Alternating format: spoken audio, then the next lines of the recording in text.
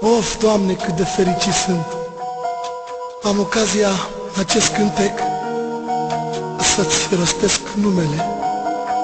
Tu ești Dumnezeu nostru, Tu ești puterea noastră, Tu ne ierți mereu, Tu ne ajuți mereu.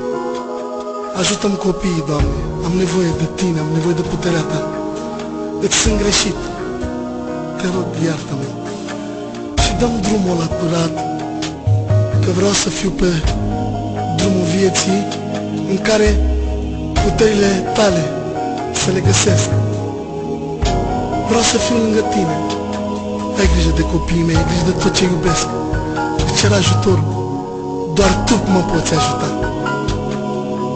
Numai Tu ne poți ajuta pe toți. Te iubesc, Dumnezeu meu. Amin. O del dumatusa akana Vou penel tu că tu nadada O del dumatusa akana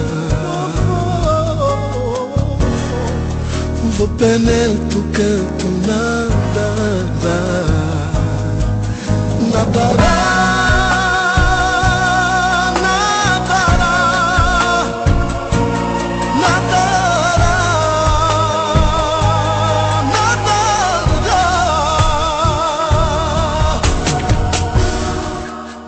So del tu că pene Riclem ca stai chioro ghimo